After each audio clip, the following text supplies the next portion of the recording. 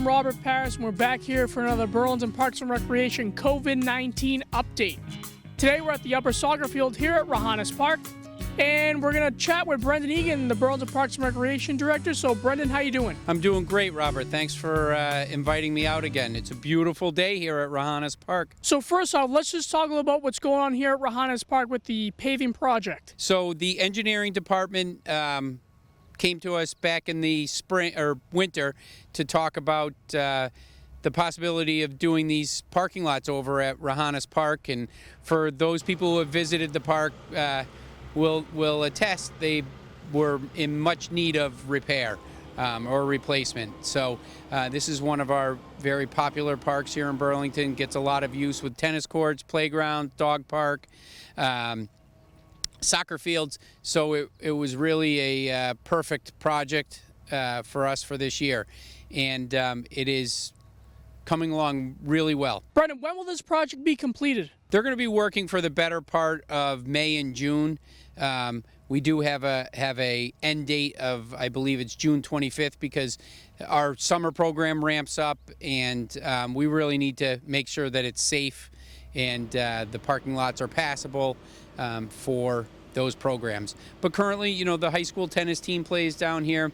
There are youth sports that play in these fields, and they've been really good about making sure parking is available by the end of every day, by 3 o'clock, 4 o'clock at the latest every day. So they've been really good to work with, and you know, the more work that they can get done in that before 3 or 4 o'clock, the faster the project will go. So we're hoping that by the third week in June, it's all wrapped up.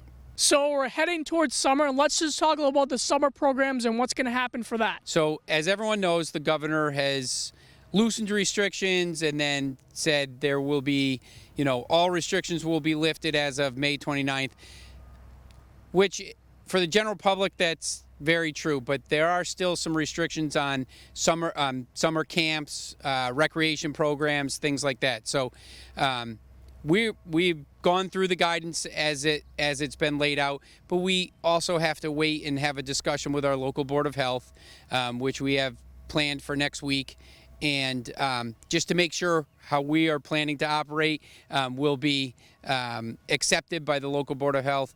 Local boards of health could also come up with their own kind of regulations that you know, are not exactly the same as the state, just as precautions, but our local Board of Health has been great through this whole process. We've stayed connected with them. They've been a great resource for us. So we are planning on returning to a more typical summer that you saw in 2019 and 2018, but there are still some restrictions that we will have to follow. So Governor Baker made the decision to lift all COVID restrictions. Will that affect any of the summer activities? There are restrictions, you know, that we will have to abide by for summer programs. And I think it really has to do with the amount of people in programs. That's increased, but you still have to be safe. You know, the COVID virus or pandemic is not completely over, but we're really towards the end, we hope. And the more people that are vaccinated, the better. Our program staff is constantly working on guidance whenever it was, you know, when it came out in the winter, when it came out in the spring, and they updated things. We're always, you know, looking to do as much as possible in returning to in-person programming and stuff. So this summer, we're really, you know, looking to return to typical operations. But again, restrictions are in place for summer programs and summer camps and how we operate there. And Brendan, to end our conversation, what are you looking forward to as we head back to normal?